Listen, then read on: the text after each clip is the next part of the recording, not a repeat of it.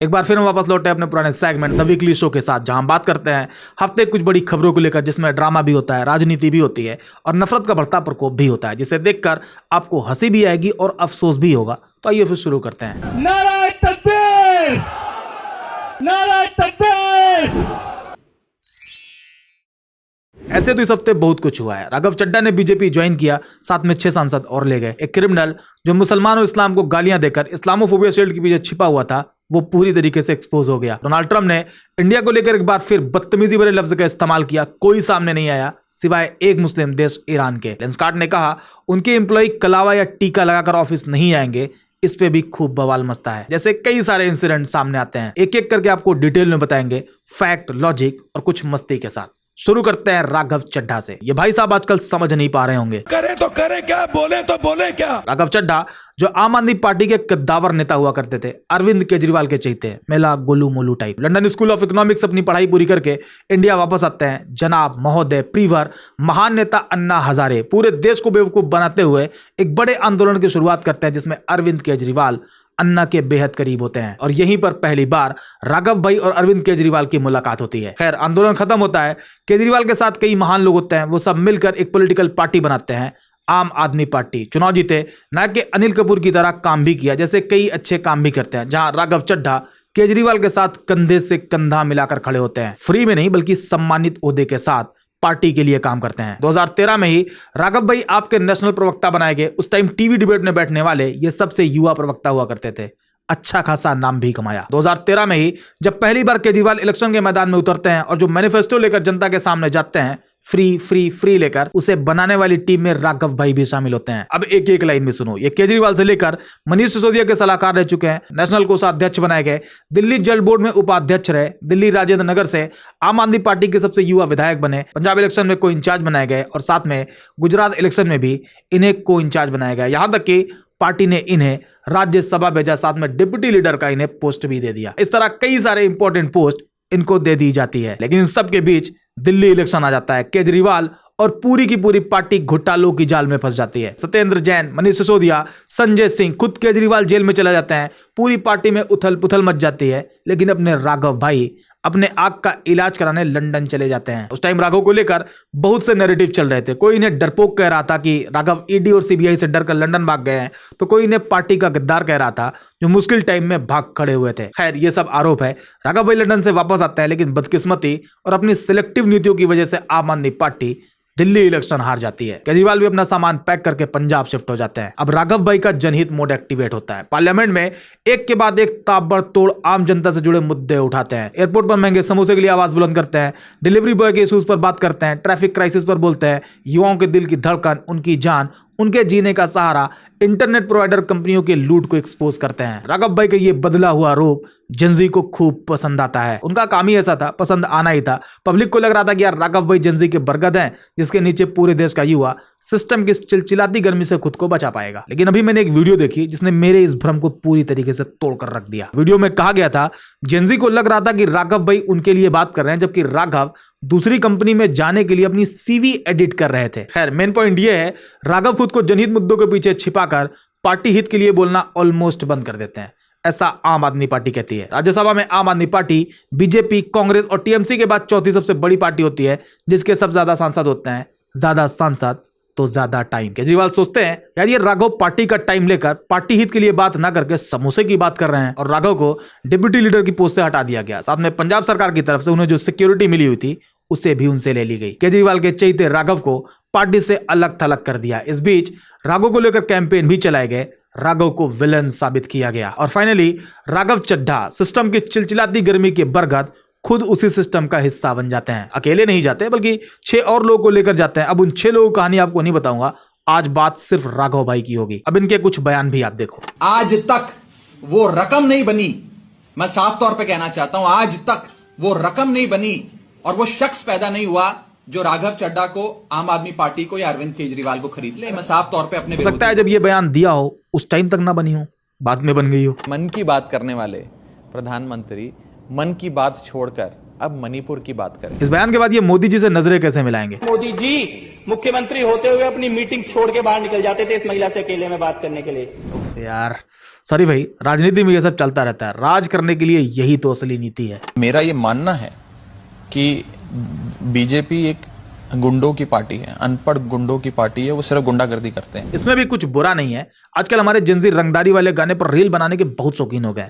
राघव भाई को लगा होगा कि यार चलो हम भी चलते हैं, लेकिन राघव भाई के लिए यह दांव उल्टा पड़ गया है। जनहित मुद्दों वाले बरगद राघव भाई से जिंजी इतना गुस्सा हो गए कि बरगद के साय से बाहर निकलने लगे हैं। जब मैं ये वीडियो रिकॉर्ड कर रहा तब तक राघव भाई को करीब 20 लाख से ज्यादा लोगों ने सिर्फ इंस्टाग्राम पर इन्हें अनफॉलो कर दिया है। अभी ये नंबर कितना है आप कमेंट में बता देना, पिन कमेंट के नीचे आपका जवाब होना चाहिए। अभी शुरू में आपको बताया था कि राघव भाई को समझ नहीं आ रहा, करे तो करे क्या, बोले तो बोले क्या। अब एक चीज आप और जान लें, राघव चड्ढा ने बीजेपी को कैसा तोहफा दे दिया जिसे हासिल करने के लिए बीजेपी पिछले 3 दशक से कोशिश कर रही थी। ये है स्वाति मालीवाल। राघव के साथ ये भी बीजेपी में गई और ये दिल्ली से राज्यसभा सांसद है। पिछले 3 दशक से बीजेपी का कोई राज्यसभा सांसद नहीं है दिल्ली के अंदर से। आज से पहले 3 सांसद हुआ करते थे, ओम प्रकाश कोहली, के.आर. मलकानी और विजय कुमार मल्होत्रा। साल 2000 में ये सब रिटायर हो गए और उसके बाद दिल्ली में बीजेपी के राज्यसभा सांसद का अकाल पड़ गया। लेकिन अब स्वाति मालीवाल के बीजेपी ज्वाइन करने के बाद बीजेपी का ये अकाल भी खत्म हो गया और ये हुआ है राघव भाई की मेहरबानी के बाद। अब इस हफ्ते की दूसरी खबर जो हर एक इंसान को सुननी चाहिए। आज से कुछ टाइम पहले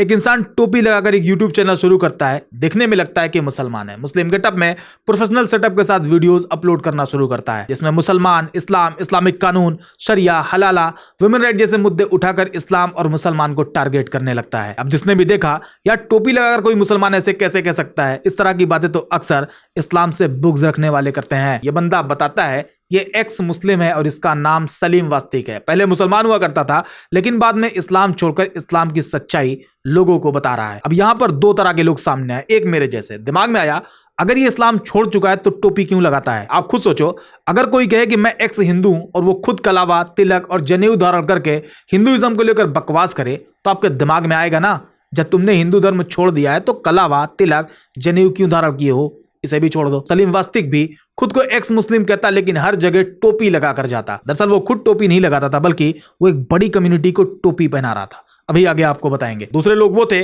जिन्हें लगा कि यार हमारा मसीहा आया है, इस्लाम छोड़कर आया है, इस्लाम को एक्सपोज कर रहा है। रातों रात लोगों ने इसे वायरल कर दिया। ये पॉडकास्ट में बैठने लगा, न्यूज चैनल पर बैठाकर इससे इस्लाम के खिलाफ बुलवाया जाने लगा। पैसों की मानो बरसात आ गई, सुपर चैट आने लगे, मतलब लाइफ एकदम सेट। बीच में इस पर हमला भी हुआ और यूपी पुलिस की इसे सिक्योरिटी भी मिल गई। पैसा और भौकाल भाई दोनों आ गया। अब सच सुनो, सलीम वास्तिक, इसका असली नाम है सलीम खान। साल 1995 में गाजियाबाद के रामजय स्कूल में यह मार्शल आर्ट ट्रेनर हुआ करता था। स्कूल में एक सीमेंट कारोबारी का बेटा संदीप बंसल जो करीब 13 साल का था वो भी पढ़ता था। 20 जनवरी 1995 को ये लड़का किडनैप हो जाता है। लड़के के घर पर कॉल आती है और 30,000 रुपए फिरौती मांगी जाती है। पैसे भी दिए गए लेकिन फिर भी बच्चा वापस नहीं आया। पुलिस इन्वेस्टिगेट करना शुरू करती है तो पता चलता है कि बच्चे को आखिरी बार मार्शल आर्ट ट्रेनर के साथ रिक्शे में जाते हुए देखा गया। सलीम खान को पुलिस गिरफ्तार करती है और यह बताते हैं कि उन्होंने बच्चे को मार दिया और उसकी बॉडी मुस्तफाबाद के एक नाले से रिकवर होती है। 1997 में सलीम खान को उम्र कैद की सजा हो जाती है। 3 साल तक जेल में रहते हैं। फिर साल 2000 में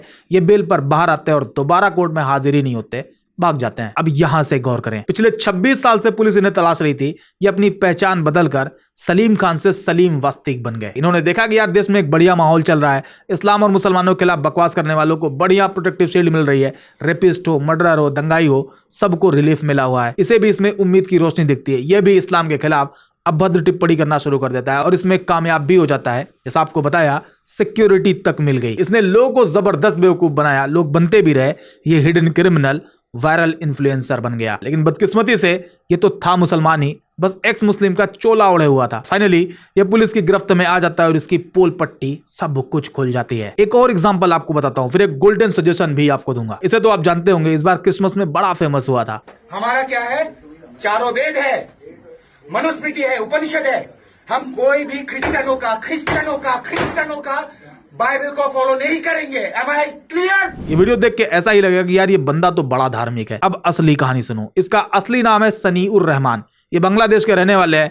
नेपाल के रास्ते इंडिया आए और कभी वापस ही नहीं गए। इंडिया में इलीगल तरीके से रहने लगे। सबसे पहले इन्होंने अपना नाम बदला, सनीउर रहमान से सत्यनिष्ठ आर्या बन गए। फेक आधार कार्ड भी बना दिया और पूरे इंडिया में घूम घूम कर रिलीजन और फिलोसफी पर लेक्चर भी देने लगे। ये अक्सर ऋषिकेश भी जाते, आश्रम में रहते और उस इलाके में अपनी पहचान बनाते, सत्यनिष्ठ आर्या वाली पहचान। लेकिन ये भाई साहब भी पुलिस की गिरफ्त में आ गए और इनकी हकीकत भी सामने आ गई। अब यहां पर आप गौर करें, सनीउर रहमान हो या सलीम वास्तिक, एक क्रिमिनल और दूसरा घुसपैठिया, दोनों ने अपने बचाव के लिए धर्म का सहारा लिया, इस्लाम को टारगेट किया और खुद को एक पर्टिकुलर कम्युनिटी का मसीहा साबित करने की भरपूर कोशिश करी, जबकि ये दोनों सिर्फ अपना बचाव कर रहे थे। अब आपको गौर यह करना है, जब भी कोई मुस्लिम इस्लाम और मुसलमान के खिलाफ बोलकर अपने आप को मसीहा साबित करने की कोशिश करे, इस्लाम को बदनाम करके हिंदुओं को खुश करने की कोशिश करे, तो कम से कम एक बार उसका बैकग्राउंड जरूर चेक कर लेना। हो सकता है उसकी पूंछ फंसी हो और आपके सहारे अपनी पूंछ निकालने की कोशिश कर रहा हो। ये जितने भी सनातनी मुस्लिम घूम रहे हैं, स्टेज से मुसलमानों को गालियां दे रहे हैं, ये ऐसा क्यों कर रहे हैं, उसकी वजह उनसे जरूर पूछें। ये दोनों इंसिडेंट आपके लिए एक एग्जाम्पल है। एक चीज आप और समझ लें, ये जो मुस्लिम कम्युनिटी है ये इस्लाम को बड़ी ईमानदारी से फॉलो करती है। जब बच्चा पैदा होता है उस टाइम उसके कान में अजान कही जाती है, जब वो बड़ा होता है तो कुरान पढ़ता है, इस्लाम को समझता है, नमाज के लिए खड़ा होता है तो सब कुछ खुद पढ़ना होता है, उसे याद करना होता है। अब जो भी मुस्लिम है और इस्लाम को डीपली समझता है वो कभी भी इस्लाम के खिलाफ नहीं बोलेगा, क्योंकि उसने पढ़ा है। कुरान चैप्टर 3 वर्स 19, अल्लाह के नजदीक दीन सिर्फ इस्लाम है। ये बात मुसलमानों ने पढ़ी है, लिहाजा कोई भी मुस्लिम इस्लाम के खिलाफ हरगिज नहीं बोलेगा। अब इन्हें ही देख लो, नाम है नाजिया इलाही खान, ये भी इस्लाम और मुसलमानों को खूब टारगेट करती है। हुआ यूं, अभी हाल ही में लेंसकार्ट का नोटिफिकेशन वायरल होता है, जिसमें लेंसकार्ट अपने एम्प्लॉय से कहता है कि आप टीका, कलावा जैसी चीज पहन के या लगा के स्टोर नहीं आ सकते। भाई जबरदस्त बवाल हुआ। लोग लेंसकार्ट के शोरूम में जाते हैं, वहां मेंबरशिप लेते ताकि एक पर एक फ्री मिल जाए। चश्मा खरीद के बाहर आते और उसे तोड़कर, मरोड़कर, कुचलकर वीडियो बनाते और लेंसकार्ट का बाइकआउट करते। पहले खरीदा फिर तोड़ा, ये बाइकआउट कैसे हुआ? आपको समझ आए तो बताना। कुछ लोग स्टोर में जाते और स्टाफ को तिलक लगाते, कलावा पहनाते। ये भी गई, स्टोर में बहुत से लोग काम कर रहे थे, लेकिन ये मोहसिन खान को पकड़कर जबरदस्त हड़काती हैं। भाई होना तो ये चाहिए था कि मोहसिन खान इन्हें बाहर का रास्ता दिखाते और कहते कि नियम मैंने नहीं बनाया है, मैं बस एक एम्प्लॉय हूं, चलिए यहां से बाहर निकलिए। खैर मामला इतना बढ़ गया कि लेंसकार्ट को सफाई देनी पड़ी। अब लेंसकार्ट के बारे में भी थोड़ा सा जान लो। लेंसकार्ट ने इंडिया की इस बेरोजगारी में करीब 18,173 परमानेंट और 5,812 संविदा तौर पर लोगों को नौकरी दी है। आज लेंसकार्ट के पास करीब 2400 स्टोर है और हर साल 400 से लेकर 450 नए स्टोर खोलने का प्लान है और इनका टारगेट है कि पूरे इंडिया में 4500 स्टोर खोले जाएं। अब आप सोचो ये कंपनी इस बेरोजगारी में कितना सहारा बनी है, लेकिन हुआ क्या? बाइकआउट के नाम पर कंपनी के शेयर में 5% की गिरावट आई। इंडिया की कंपनी है, रोजगार इंडियन को दे रही है, इंडिया की इकोनॉमी में योगदान दे रही है, स्वदेशी वाले सपने को पूरा कर रही है और ये तथाकथित राष्ट्रवादी राष्ट्र को ही नुकसान पहुंचा रहे हैं। अभी आपको बताया था कि भैया बैकग्राउंड चेक कर लेना, कहीं ऐसा ना हो कि कहीं पर पूछ दबी हो और इस्लाम मुसलमान को गाली बक के आपका सपोर्ट लेकर पूछ को निकालने या छिपाने की कोशिश हो रही हो। क्या कहते हो, ऐसा पॉसिबल है ना? कमेंट में बताओ। ये रही इस हफ्ते की कुछ बड़ी अपडेट। उम्मीद करते हैं ये वीडियो आपको पसंद आई होगी। अगर हाँ तो लाइक और शेयर जरूर करें और अगर आपके लिए पॉसिबल हो तो हमें ज्वाइन भी करें, सिर्फ 59 रुपीज में। मिलते हैं नेक्स्ट वीडियो में एक और इंटरेस्टिंग टॉपिक के साथ।